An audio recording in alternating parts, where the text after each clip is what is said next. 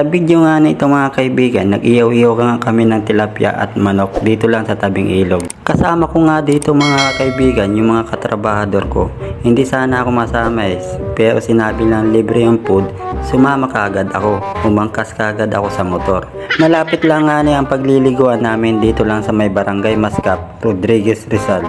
Ay, tingnan pa ang suot para magalaro lang ng basketball sa kanto. Dini nga sa part na ito mga kaibigan, sa parting kanan ko papuntang barangay Pura yan. Hanggang marating nga namin pagliliguan sa ilog. Ang taas nga nito mga kaibigan ay Puray Falls kung tawagin.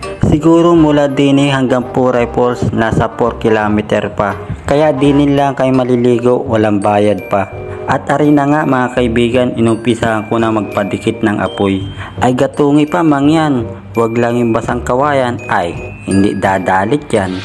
Nang dumalit na yung apoy mga kaibigan o lumakas na, nagmarinate na ako ng manok.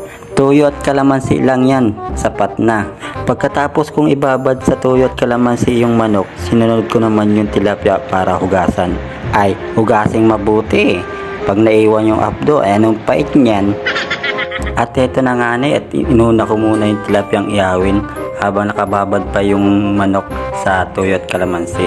Pagkatapos ko nga ihawin yung tilapia ay sinunod ko agad itong manok.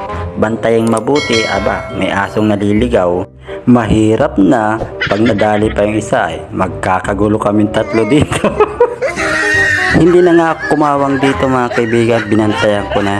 Kaya after 40 minutes, naluto na yung manok. Kaya nag-prepare na yung kasama ko para maghukbang kami dito sa tabing ilog. Siyempre, hindi mawawala yung picture-picture bago maghukbang. Tingnan, kanya-kanya pang anggulo para sa kanilang mga picture. Heto na nga linantakan na. Tara, kain tayo mga kaibigan. Nagpainggit pa, hindi naman siya ang bumili.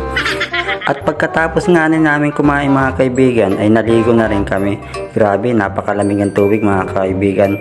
Hindi naman siya ganong kalinaw mga kaibigan kasi nag-uulan ngayon, nagabaha. Okay na ito basta malamig ang tubig.